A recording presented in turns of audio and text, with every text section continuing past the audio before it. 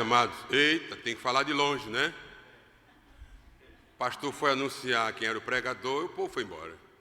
Aí ele disse que foi a chuva, viu? O vaso, como todos nós. Diria, a expressão é meio forte, mas é verdade, é imprestável. Mas nas mãos do oleiro, ele faz maravilhas, amém? Estamos nessa. Estamos aqui para isso, nas mãos do Senhor. Amados, é sempre um privilégio estar aqui com vocês e hoje, com a responsabilidade de vos trazer a mensagem que o Senhor colocou no meu coração e colocou no meu coração para que eu a recebesse, porque aquele pregador que não recebe e introniza a mensagem primeiro, não tem legitimidade para proferi-la. Vai falar de si mesmo.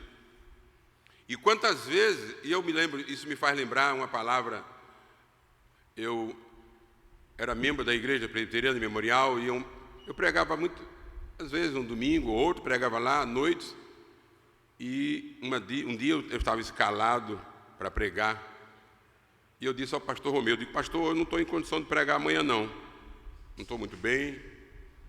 E ele disse uma expressão muito verdadeira: pregue para você. Que palavra verdadeira, pregue para você. Aliás, todo pregador devemos pregar primeiro para nós mesmos. E ele disse mais: você não sabe quantas vezes eu subi e assomei este púlpito, estando destruído, mas desci abençoado. Aquele, qualquer que seja, que vier aqui, neste púlpito, e quando falo não é o púlpito tão somente da Igreja Presbiteriana de Pirangi, mas aquele que ousa proferir a palavra de Deus, sem estar debaixo do seu comando, do Espírito Santo, se complica. Nós somos, quando muito, ferramentas, instrumentos. O som está bom assim, né? Dá para ir até sem microfone. Em 93 eu fiz uma cirurgia de cordas vocais, mas depois que eu fiz um pacto com o Senhor de enquanto tivesse vida a usar essa voz para Ele, ficou melhor do que antes. Eu fiz um pacto a Deus em 93. Eu não vou contar a história da minha vida agora não, nem todo mundo está em silêncio, né? Mas não é uma história desgraçada. É uma história de superação e, sobretudo, com a presença e a graça do Senhor Jesus Cristo. Então, em 1993, eu sempre fui de falar pouco. Quem está rindo é concordando ou discordando? Se estiver discordando, depois da porta a gente conversa. E não vai conversar com o pregador, vai conversar com o juiz. Quem está aqui é o servo, mas lá fora a gente conversa, se estiver discordando, né? Mas eu sempre fui de falar pouco. Quem fala mais lá em casa é a mulher. É dentista. Dentista tem uma mania de fazer a gente falar. Como é que eu posso falar se ela está com aquelas... Eu chamo aquelas ferramentas na boca da gente. E o dentista fica querendo conversar com a gente. Renata é dentista. Aí, para quem não sabe, eu digo assim, ela começou a cuidar da boca, eu disse, cuide do resto. Mas vamos ao que interessa. Eu disse que o tema da mensagem seria duas perguntas memoráveis que se encontram, uma no livro de Gênesis, no capítulo 3, e sentados mesmo como estáis, eu vou ler aqui a partir do versículo 1 que diz, o título é A Queda do Homem. Mas a serpente, mais sagaz que todos os animais selváticos que o Senhor Deus tinha feito, disse à mulher, é assim que Deus disse, não comereis da árvore da vida, da árvore do jardim, de toda a árvore do jardim. Respondeu-lhe a mulher, do fruto das árvores do jardim podemos comer, mas do fruto da árvore que está no meio do jardim, disse Deus, dele não comereis, nem tocareis nele, para que não morrais. Então a serpente disse à mulher, é certo que não morrereis, porque Deus sabe que no dia em que dele comerdes, se vos abrirão os olhos, e como Deus sereis conhecedores do bem e do mal. Vendo a mulher que a árvore era boa para se comer, agradável aos olhos, e árvore desejável para dar entendimento, tomou do fruto, e comeu, e deu também ao marido, e ele comeu. Abriram-se então os olhos de ambos, e percebendo que estavam nus, cozeram folhas de figueira, e fizeram cintas para si. Quando ouviram a voz do Senhor Deus que andava no jardim da viração do dia, esconderam-se da presença do Senhor Deus, o homem e sua mulher, por entre as árvores do jardim. E chamou o Senhor Deus ao homem e lhe perguntou: onde estás?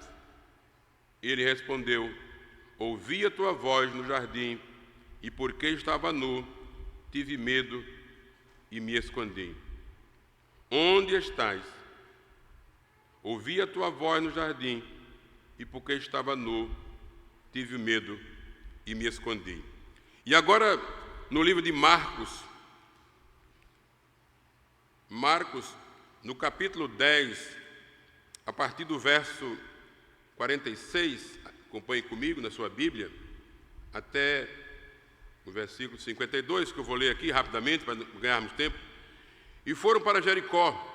Quando ele saía de Jericó, juntamente com os discípulos e numerosa multidão, Bartimeu, cego mendigo, filho de Timeu, estava assentado à beira do caminho, e ouvindo que era Jesus o Nazareno, pôs-se a clamar: Jesus, filho de Davi, tem compaixão de mim. E muitos o repreendiam para que se calasse, mas ele cada vez mais gritava mais: Filho de Davi, tem misericórdia de mim. Parou Jesus e disse: chamai-o. Chamaram então o cego, dizendo-lhe: tem bom ânimo, levanta-te, e ele te chama. Levanta-te, ele te chama. Lançando de si a capa, levantou-se de um salto e foi ter com Jesus. Perguntou-lhe Jesus: que queres que eu te faça? Respondeu o cego: mestre, que eu torne a ver. Então Jesus lhe disse: vai, a tua fé te salvou. E imediatamente tornou a ver e seguia a Jesus, e seguia a estrada fora. Perguntou-lhe Jesus: que queres que eu te faça? Meus amados, estes são dois textos que, por demais conhecidos, principalmente da comunidade evangélica. É como o Salmo 23. Quando alguém diz assim, vamos pregar, o texto da pregação de hoje é o Salmo 23, tem gente que nem abre a Bíblia. E principalmente, eu todo respeito, eu não tenho nada contra quem usa a Bíblia no celular, não é? Embora alguns pastores critiquem, mas de Salmo 23 haja sei de cor. Deus não está preocupado se você sabe o Salmo 23 de cor. O desafio do Salmo 23 para todos nós, a começar de mim, é muito mais do que conhecer o Salmo, é conhecer o pastor do Salmo. O Salmo 23 é por demais conhecido. Conta-se, inclusive, que um jovem talentoso, diante de um auditório seleto, declamou o Salmo 23. Isso é muito conhecido. E quando ele terminou de declamar o Salmo, houve muitas palmas, ele foi ovacionado. E as pessoas quase não paravam de bater palmas. E depois desse momento, um senhorzinho assim que ninguém dava nada para ele, como se diz na linguagem popular, foi lá à frente e declamou o mesmo Salmo 23. E ninguém bateu palmas, mas todos estavam chorando. E foram perguntar àquele senhor, ao quebrado, o que é que acontecia, por quê, o que é que ele tinha de diferente, que o jovem talentoso arrancou palmas do auditório e depois da fala dele todo mundo estava chorando. Ele disse que é porque ele conhece o Salmo do pastor e eu conheço o pastor do Salmo. Amém? Meus amados, estas duas expressões também, essas duas perguntas, são por demais conhecidas. Mas a palavra de Deus se renova a cada vez que você a revisita. Dos textos os mais conhecidos, Adão, onde estás? Que queres que eu te faça? Duas perguntas memoráveis, mais do que memoráveis. Duas perguntas que podem ser tidas como até intrigantes e até boba, porquanto Deus, na sua onisciência, porventura não sabia que Adão já havia pecado? Na verdade, Deus estava na linguagem dizendo, esse onde, e a grande questão e o foco da nossa palavra hoje é esse onde. E esse onde não tem nada a ver com um espaço físico, com um lugar. Esse onde tem a ver com uma situação, um estado d'alma. Na linguagem de hoje, talvez Deus estivesse dizendo, Adão, embora ele já soubesse, como estás? Como estás depois de haver pecado, Adão? Depois de haver pecado contra mim e desobedecido a minha palavra? Porque, como nós sabemos, o pecado produz efeitos entre nós. A Bíblia diz que a alma que pecar, esta morrerá. E o salário do pecado é a morte. Por isso que a palavra de Deus diz que, no texto que lemos, diz assim, ouvindo a tua voz, percebendo que estava nu, me escondi. Então, esse onde e esse nu chama a nossa atenção, porque esse onde não tem nada a ver com o lugar. E esse nu também tem muito mais a ver de que simplesmente se desnudar fisicamente, está nu dentro do corpo. Esse onde é como se Deus tivesse... Esse onde, na verdade, poderia ser traduzido por essa atitude de Deus poderia ser traduzido como uma oportunidade. Deus estava ali oportunizando Adão, dizendo na linguagem de hoje, Senhor, eu pisei na bola contigo. Eu quebrei o teu mandamento. Deus sabia de tudo, na sua presciência. Mas ele estava oportunizando, tal qual um filho, tal qual um pai diante de um filho que já sabe que o filho fez uma besteira. E a gente pergunta a ele, lá em casa pelo menos não tinha nenhum santo, mas meu pai sempre nos educou dizendo o seguinte, o que quer que aconteça lá fora, no colégio, na rua, quando chegar em casa, conte a verdade. Porque senão eu posso ir conferir e passar uma vergonha. Então Deus sabia perfeitamente, mas o mais importante, talvez a expressão correta não seja o mais importante, mas o foco da nossa atenção deve se voltar nem tanto para a onisciência de Deus, porque Deus não precisa provar a ninguém que é onisciente, mas se voltar para a graça de Deus, que estava oportunizando Adão dizer, Senhor, eu pequei. Assim como Jesus fez com Pedro, quando perguntou 3 vezes, Deus estava oportunizando a Pedro, a Jesus Cristo estava oportunizando a Pedro, dizer, quando ele disse pela 3ª vez, tu sabes todas as coisas, Senhor. Quando ele disse, tu me filéu, tu me amas. Pois bem, 2 perguntas que você pode classificar como memoráveis, como intrigantes e até boba, mas 2 perguntas que têm 3 diferenciais pelo menos. Primeiro, porque vindas de quem vem. A primeira pergunta provinda do próprio Deus, Adão, onde estás? E a segunda, provinda do Filho de Deus, que queres que eu te faça? No dia a dia, no nosso dia a dia, nós nos deparamos com as mais diversas perguntas, e às vezes até algumas perguntas que nos constrangem, não é? Não vou aqui citar, mas quem aqui já não foi alvo de alguma pergunta? Eu me lembro agora de uma. Não tem nada a ver, mas parece que é o Espírito Santo que traz. Uma pessoa foi lá em casa uma primeira vez, nunca tinha ido, e graças a Deus nunca foi mais. Eu oro por ela, mas eu quero distância. Aí ela olhava assim para o apartamento, perguntou a Renata, é alugado ou é próprio? Olha que pergunta. Vai cuidar da tua vida. Interessa ser alugado. A gente nem respondeu. Perguntas desse tipo, perguntas as mais diversas. mas essas duas perguntas, que você pode classificar como quer que seja, mas são duas perguntas que Jesus está a fazer hoje, aqui, a cada um de nós, a começar do pregador.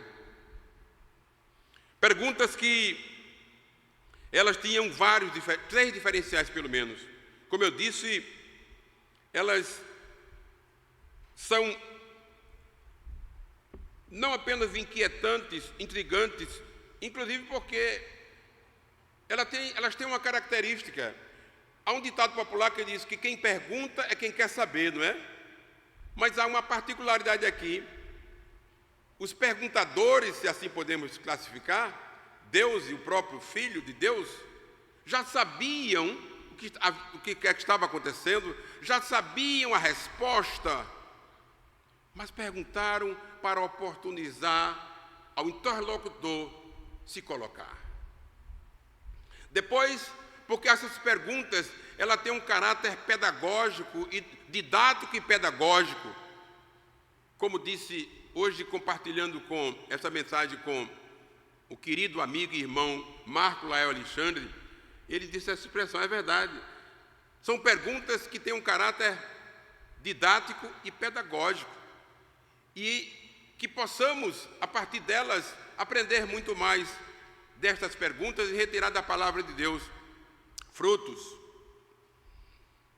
Mas elas têm também outras características, outros diferenciais. Elas nos desafiam a uma séria e profunda reflexão antes de respondê-las. Por mais que como eu disse, por mais que saibamos, já conheçamos o texto, estas perguntas hoje estão a nos desafiar. Estão a perguntar para nós: onde estás, Dilermando? Como estás, Dilermando? No teu casamento, no trabalho, nas questões existenciais, na ética pessoal e profissional. Eu me coloco, eu mesmo, como estás, Dilermando? Esse onde significa como estás. E ele está perguntando também: o que queres que eu te faça, Dilermando? E nós vamos tentar responder a essas perguntas, ou pelo menos refletir sobre essas duas perguntas no decorrer da mensagem. E eu espero que a gente saia daqui antes de 10 horas.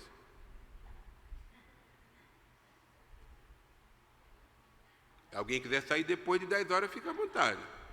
Eu falei antes de 10 horas. Alguém quiser sair depois, não é fechar a igreja, né? Fecha a igreja. Pois bem, essas perguntas são um chamado à resposta de fé. Essas perguntas têm muita relevância para as nossas vidas no cotidiano. Elas nos desafiam a uma tomada de posição.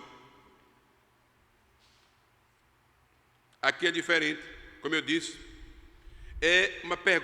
São perguntas de quem sabia a resposta, e não só sabia a resposta, mas tinha a solução. Porque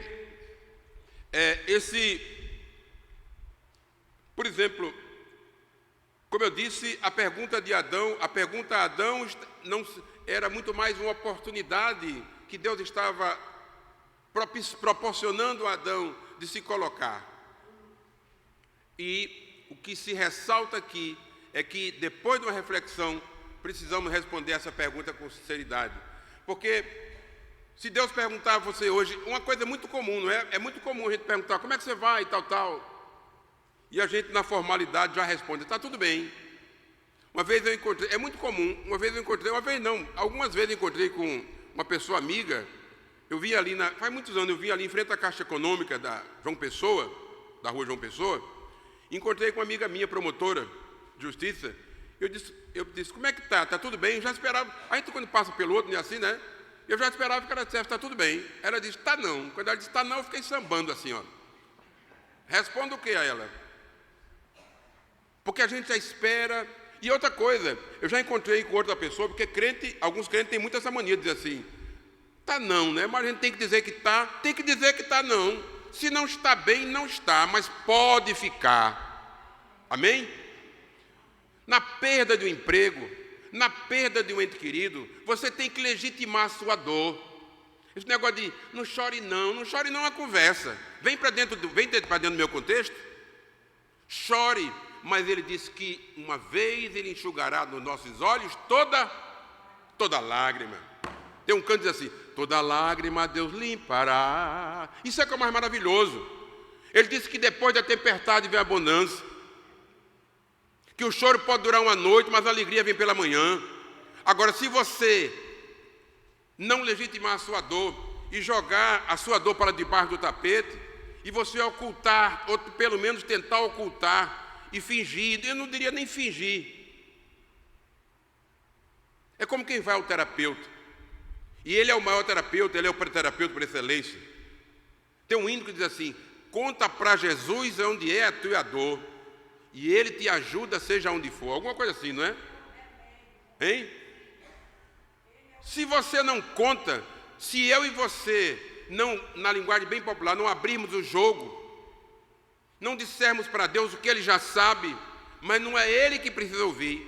Assim como o terapeuta não precisa ouvir, nós é que precisamos. Há um livro de psicanálise que diz assim: a cura pela fala. Tem que sair daqui, entrar aqui para ser internalizado. E se você não reconhece, no mundo de hoje, no mundo da performance, falar de fragilidade, falar de fraqueza, mas Jesus Cristo já falava lá atrás, quando ele disse: o meu poder se aperfeiçoa na fraqueza. Quem se acha forte é o mais fraco. Pois bem, um diferencial, dentre outros, é que de onde provém as perguntas, de quem provém as perguntas, segundo as suas motivações, não é? Era uma pergunta de quem já tinha a resposta e não apenas já sabia a resposta, mas tinha a solução. Onde estás era uma oportunidade. E esta era a intenção de Deus quando disse a Adão: onde estás? Oportunizando a ele que se colocasse. Quando Jesus Cristo disse: que queres que te faça? Ele já sabia. Só que tem um detalhe, parece uma pergunta tola, tudo que o cego quer é ver. Mas nós vamos ver mais adiante, na sequência, que todo milagre que Jesus fez, ao longo de toda a Bíblia, não era o milagre pelo milagre. Ele tinha um propósito, e o propósito sempre era a glorificação do Pai, não é verdade? Todo milagre. Aquela pergunta: o que queres que te faça? Não era simplesmente uma pergunta, mas ela era uma pergunta de alguém que queria se implicar, que queria se envolver. Hoje em dia a gente vive num mundo que a gente só falta dizer para o amigo assim: ó, nem me conte seus problemas, que eu não posso nem com os meus. Ou não é verdade? A gente foge de ouvir quando alguém quer compartilhar alguma coisa com a gente, porque na hora que alguém compartilha com a gente uma dificuldade, aquilo nos constrange a fazer alguma coisa. Então, para aqueles que são insensíveis, é melhor não saber. Não é? É melhor não saber. Mas implicar-se, no dizer de um psicanalista, implicar-se é buscar resgatar o outro de uma realidade assimétrica, de uma realidade ensimesmada, em que só existia sofrimento e repetição. Mas, prosseguindo no texto,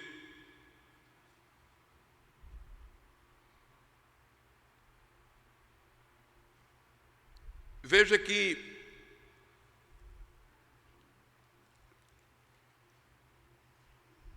o versículo 10 de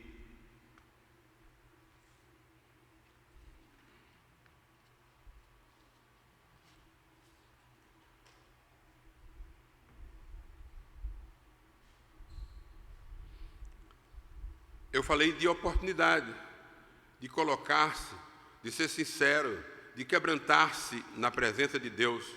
Há um canto espiritual que diz assim: como vai a sua vida, né? Como vai a sua vida, como vão seus sentimentos, como Deus pode ajudar você. Não tem esse canto? Ninguém conhece esse canto aqui, não? Aí até aquela brincadeira assim, ninguém nunca ouviu, o cara levanta a mão e diz, mas acabou de ouvir. Tem gente que diz assim, nunca ouvi, acabou de ouvir. Pois bem,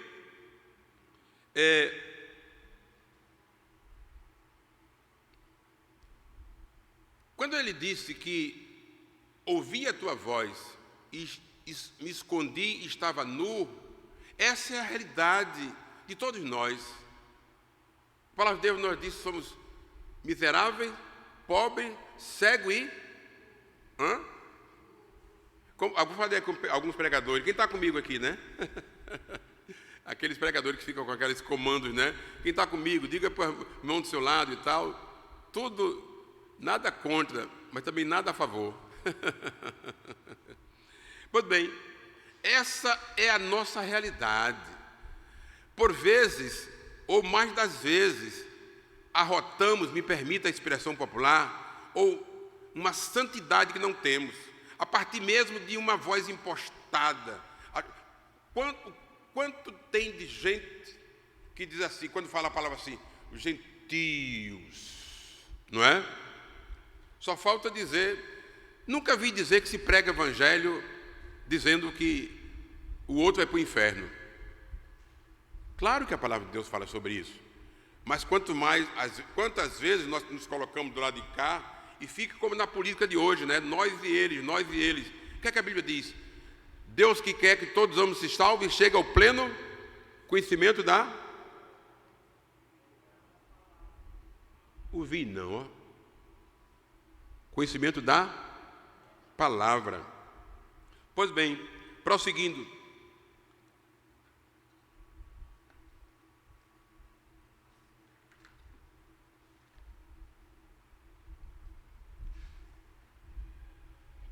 Esse homem a quem Jesus perguntou, que queres que te faça? Que parece uma pergunta boba, tola, não é? A gente não sabe nem pedir. A Bíblia diz, pedis e não recebeis, porque pedis mal para gastares em vossos deleites. Isso me faz lembrar um livro de um psicanalista, George Forbes, que tem como título, Você quer o que deseja? É tal qual uma criança que, tendo algo precioso na mão, e a gente quer dar algo mais precioso, mas ela não tem consciência, ela não tem maturidade para saber que o que eu quero dar para ela é mais precioso do que ela tem guardado na mão. E a condição para que ela receba esse algo mais precioso é abrir mão. Acontece conosco também. Deus nos chama para nos banquetear com Ele, e mais das vezes nós estamos vivendo debaixo da mesa, vivendo das migalhas que caem da mesa. Você percebe isso, meu amado? Ele está dizendo assim hoje, Dilermando, o que queres que eu te faça? Você pensa que, numa visão literal e reducionista da palavra de Deus, Jesus Cristo apenas teria feito aquele cego ver. Olha qual a condição do cego. Vamos ver aqui, o que é que diz o versículo aqui, ó. A Bíblia diz que ele não era só cego, não. Ele era cego, mendigo, estava sentado à beira do caminho. Era um homem e uma pessoa sem nenhuma perspectiva de vida.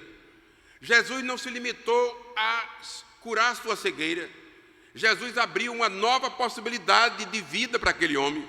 Jesus abriu a visão de vida para aquele homem, muito mais do que a visão física.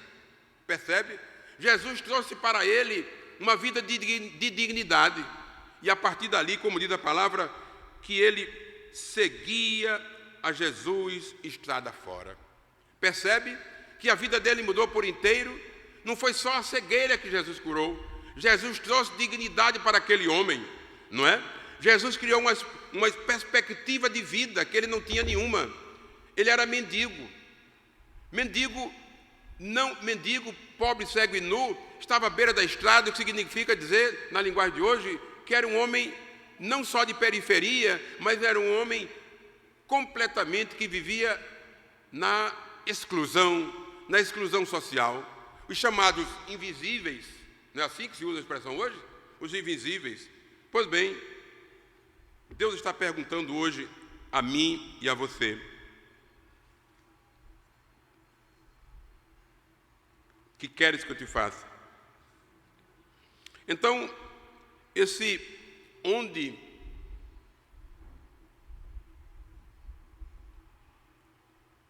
Adão, onde estás? Eu queria que você guardasse isso. Tem muito mais a ver com um estado da alma, uma situação que se está. E Deus está perguntando hoje a mim e a você: Dilermando, talvez eu, ou qualquer um de nós, ou alguém que esteja nos acompanhando pela internet, ouvindo esta palavra, talvez esteja a dizer também como Adão, depois de haver pecado, e a gente pega todo dia e toda hora, ouvindo a tua palavra, percebi que estava nu e me escondi. Não se esconda da presença de Deus. E eu estou falando principalmente agora diretamente para você que está nos acompanhando pela internet. Até porque ninguém consegue se esconder da presença de Deus. Jonas tentou se esconder, fugiu para longe, mas Deus é especialista em trazer de volta.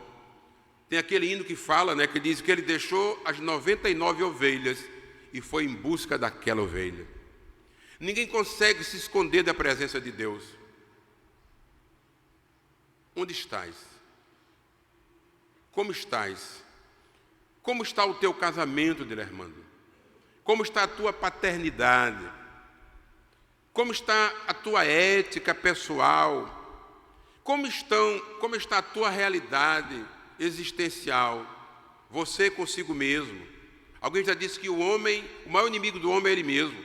Paulo dizia que o bem que quero não faço, o mal que não quero, este faço. É o homem lutando contra si mesmo. Há uma fábula que diz que um famoso guerreiro, depois de matar muitas feras, viveu muito tempo, grande parte da sua vida, buscando encontrar uma fera muito famosa para matar esta fera. E já prestes a morrer, no leito de dor, ele descobriu que esta fera estava dentro dele. E a fera que ele precisava matar é ele mesmo. Onde estás? Como é que está, falando de situação, como é que está o seu secreto com Deus? Há um autor cristão que diz que todos nós precisamos diariamente ouvir e dar voz. Ouvir a voz altissonante de Deus. Dentro de nós, no mundo de hoje, há muitas vozes ecoando dentro de nós. Muito mais do que os tsunamis que ocorrem no Japão e por aí afora, os tsunamis internos que nos inquietam. Estes são os verdadeiros tsunamis. E Deus está perguntando a mim e a você hoje: como estás? Esse onde não tem nada a ver com um local físico. Na verdade, a percepção que nós temos que ter desse onde é como estás depois de haver pecado. Como estás no seu dia a dia, como estás no teu dia a dia. E quando na segunda pergunta Jesus Cristo diz: que queres que eu te faça? Há uma diferença entre desejo e necessidade. Viu o livro que eu citei? O livro de um psicanalista, George Forbes. Ele diz: você quer o que deseja?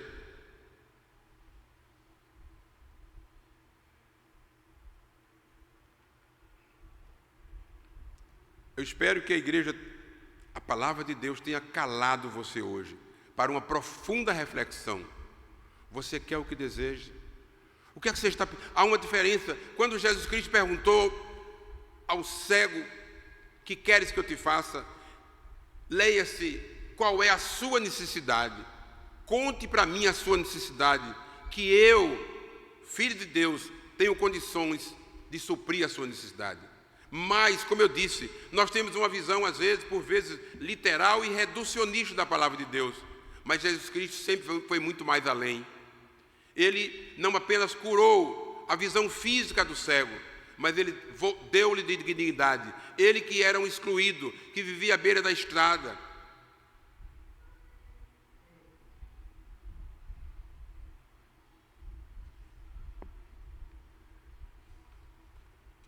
Qual é a relação que você pode fazer? Qual é a interseção que você pode fazer entre uma pergunta e outra? Adão, onde estás? Que queres que eu te faça? A primeira pergunta fala de uma situação que desafia a uma resposta, a um posicionamento de dizer e de se quedar diante do Senhor em sinceridade e abrir o coração. Um coração que ele já conhece, mas que, como eu disse, é como se você estivesse diante de um psicanalista. O psicanalista, o terapeuta, ele não precisa nos ouvir. Somos nós que precisamos nos ouvir, saindo daqui e repetindo, como eu disse, e entrando aqui e descendo para o coração para colocar em prática. Deus está perguntando a você e a mim, onde estás? E em segundo momento, Jesus Cristo está dizendo assim, que queres que eu te faça? Há um hino de... E eu já estou concluindo, eu disse antes de 10 horas, não foi? Há um hino muito interessante, e eu digo assim, vamos ficar de pé para fazer de conta que está terminando? O pastor Luciano do Subirá é que diz isso. Está no meu WhatsApp?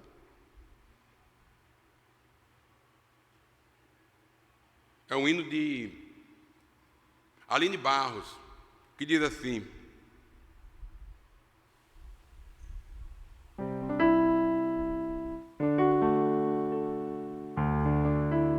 quem souber, acompanha aí. Mestre, eu preciso de um milagre.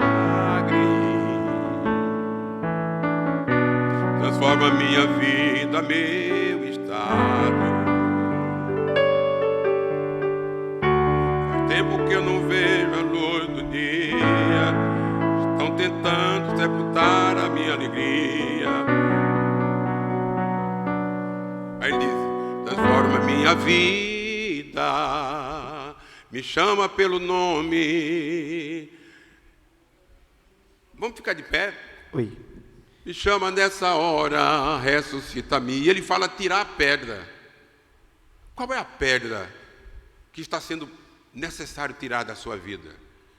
Ele diz, Lázaro ouviu a sua voz. Olha o que diz a letra.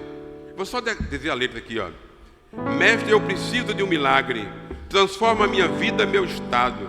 Faz tempo que eu não vejo a luz do dia.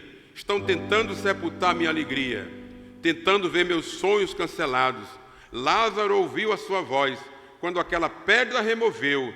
Depois de 4 dias ele reviveu. Aí ele diz, mestre, não há outro que possa fazer aquilo que o seu nome tem todo o poder. Eu preciso tanto de um milagre.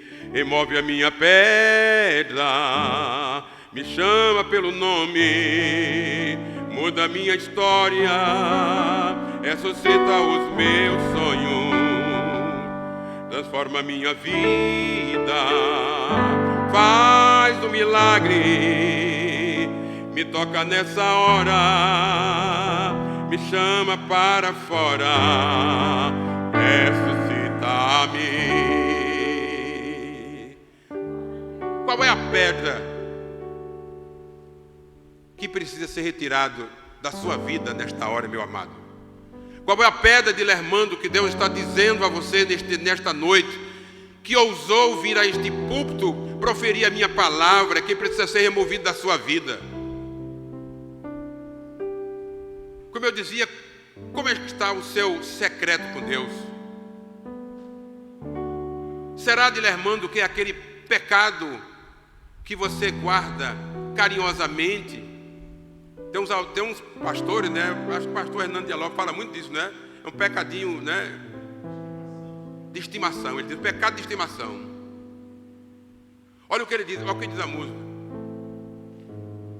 Meus amados, há algumas igrejas por aí afora, e eu não vou citar nomes, que tem até placas, diz assim: pare de sofrer, aqui é lugar de milagres. Primeiro que Deus nunca precisou provar a alguém que tem poder. O que é para Deus fazer um cego ver, fazer um coxo andar, libertar um endemoniado? O maior milagre que Deus quer fazer na minha e na sua vida é nos levar mais para perto dele e nos transformar, produzir a verdadeira metanoia para que nos assemelhemos a ele.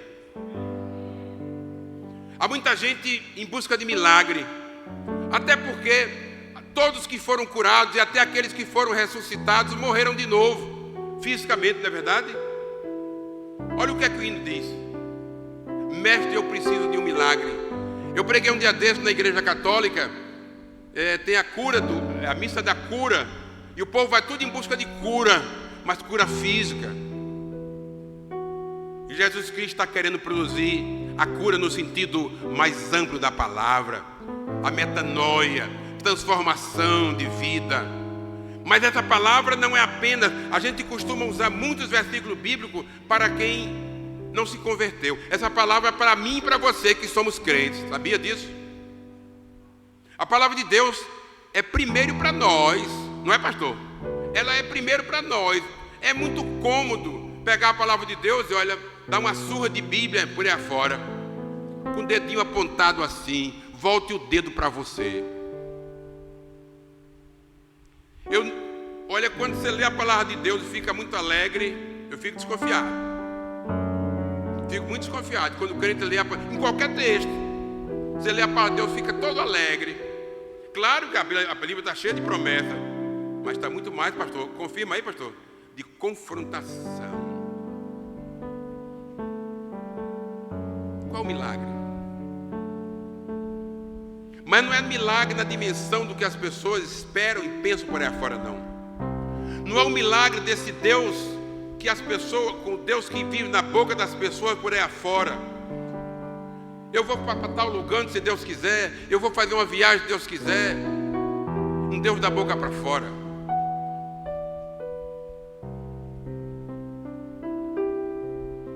Há um livro que tem como título, parece que o título é esse: Não tenho fé suficiente para ser ateu.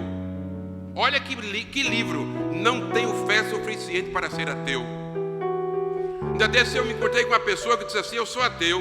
Eu perguntei: você é ateu de que Deus? Porque dependendo do Deus que você é ateu, eu também sou ateu. E não sou ateu, eu sou inimigo desse Deus. Deus entre aspas, Deus com D minúsculo. Se mexa no seu lugar aí, meu irmão. Não é porque eu estou falando, não, é porque o Espírito Santo, eu espero que esteja falando com você. Qual é a pedra que você está precisando retirar? O que é que você está respondendo a próprio Deus que está dizendo, chamando você pelo nome? O pastor aniversariou ontem, e Deus está perguntando a ele: Diogo, como estás, Diogo? Aniversário para mim é motivo, é muita ousadia chegar aqui, né? Pregar para o pastor, olha. Mas é Deus que está falando com o Diogo, porque está falando comigo. Aniversário para mim é motivo de reflexão. 44 anos, Deus está dizendo: Diogo, o que é que aconteceu na sua vida, Diogo, nesses 44 anos? Eu digo isso com muita emoção do Espírito. Dilermando, nesses 72 anos você vai completar 60 de evangelho. Isso não me torna mais crente do que ninguém, nem mais santo que ninguém, mas me dá mais responsabilidade. Deus está perguntando a mim, a este pregador, nesta noite: como é que tu estás, Dilermando? Se coloca diante de mim, Dilermando, com sinceridade. Eu estou te oportunizando de dizer qual o milagre, Dilermando, que tu estás precisando. Qual é a transformação, em que área da tua vida, Dilermando, tu estás precisando de mudança, de metanoia? Qual é a pedra que está precisando tirar? Há um livro de Rubem Alves que diz, tem como título: Ostra feliz não faz pérola. Sabe o que quer dizer isso? Todo mundo sabe que a ostra, né, ela tem que se arranhar, né, para fazer pérola. Eu nunca vi dizer que alguém sofre, que alguém cresce na zona de conforto. A crise, que muitas vezes só se vê com uma conotação negativa, na verdade a crise é como uma moeda de dois lados. Ela tem um lado doído, sofrido, mas o outro lado é um lado de oportunidade. Alguém já disse que toda necessidade é oportunidade. E Deus é um Deus de oportunidade. Deus é um Deus de recomeço. Aquela palavra que nós conhecemos que diz que a misericórdia do Senhor é a causa de não sermos consumidos. E essa misericórdia se renova a cada manhã e não tem fim. Como é que você está? Diga para Ele. Onde estás? Onde no sentido de como? O que queres que eu te faça? O que queres que eu te faça? Leia-se qual é a tua necessidade. E o milagre que Deus faz é como o corticoide, é mais o corte que o corticoide. Os médicos dizem que o corticoide fica 30 dias no organismo. O corticoide de Deus fica a vida toda no nosso organismo. Quem toma desse remédio, quem come desse pão e quem bebe desse sangue, nunca mais terá fome. Mestre, eu preciso de um milagre. Transforma minha vida, meu estado. Ô glória! Crente presbiteriano dizendo isso, hein? Faz tempo que eu não vejo a luz Vamos lá? do dia. Estão tentando sepultar minha alegria, tentando ver meus sonhos cancelados.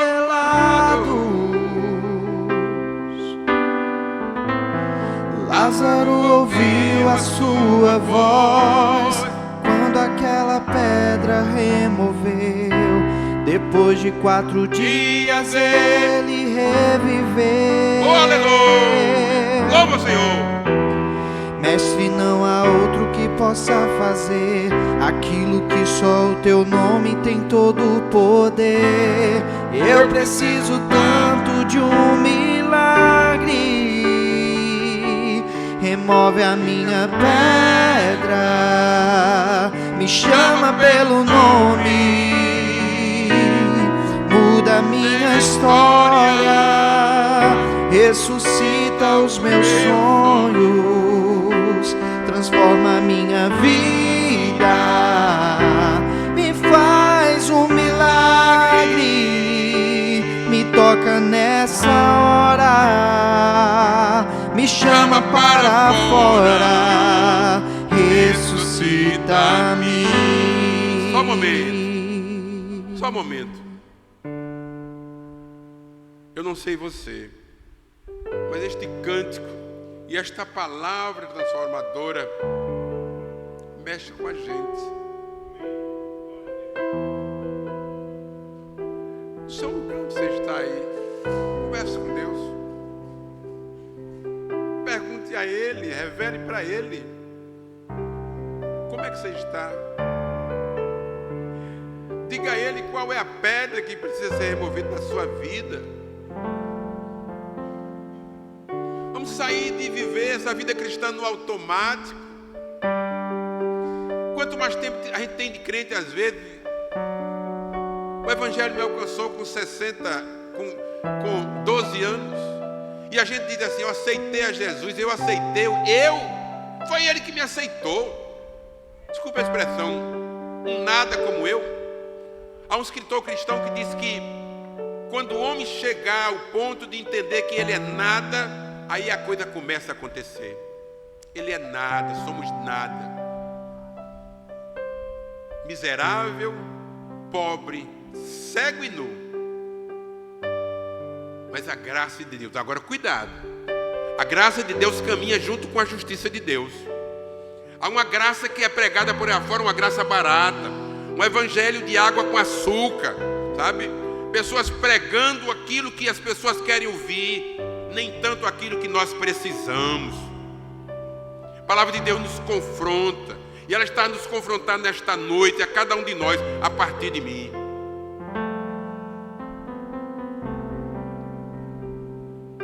Não tem um hino que diz assim, né? A começar de mim, quebra coração. Não é assim que diz o hino? A começar de mim. quebra coração. Manda de ouro. Sejamos todos um, como tu és em nós. De novo. A começar em mim, quebra corações, para que sejamos todos um, como tu és em nós. Onde há frieza, que haja amor, onde há ódio, perdão, para que o teu corpo cresça assim, rumo à perfeição. Ok. Nós estamos concluindo a nossa fala. Aquilo que Deus colocou no meu coração, colocou para mim. Há um pensamento que diz que amigo é aquele com quem você pode pensar em voz alta. E a partir... Não foi nem um convite, né? Eu me ofereci. Eu sou oferecido. Eu disse ao pastor assim: pastor, olha, no dia que tiver aí uma agenda aí, eu estou disponível. Aí ele me pegou na palavra. Eu pensava que era daqui a 3 meses, 2 meses. Ele disse: não, amanhã. Sexta-feira eu estive com ele. Ele disse, foi na sexta-feira. Ele disse: domingo. Eu digo: opa, tremi nas bases. Mas o servo de Deus tem que ser como militar. Dorme de coturno. Né, doutor Domingos? Né, nosso irmão Domingos está ali, presbítero há 40 anos. Servo de Deus é como militar, ele dorme de coturno. Meu pai dizia assim, ó: 5 minutos informa, e quando demorava a chegar lá, me dá teu número. Servo de Deus é como a sentinela, não pode dormir, vigiando e orando, tem que estar pronto. Porque viva hoje como se Jesus viesse amanhã, não como se ele viesse agora. Eu gostaria não, o Espírito Santo vai inquietar seu coração hoje, oxalá assim aconteça, para que você responda essas 2 perguntas a Ele: onde estás? Que queres que eu te faça? Ele me fez essas perguntas, eu ainda estou respondendo, sabe? Não com essa boca, estou me quebrantando para responder. Amigo é aquele com quem você pode pensar em voz alta. A mensagem de hoje pode ser classificada como um amigo, um irmão que veio pensar em voz alta com vocês aquilo que Deus colocou no meu coração. E oxalá você, meu amado amigo e irmão, você que está nos assistindo pela internet, ou mesmo você que está aqui, possa ter sido tocado por esta palavra que vem do céu e não de Deus. Amém? Deus nos abençoe.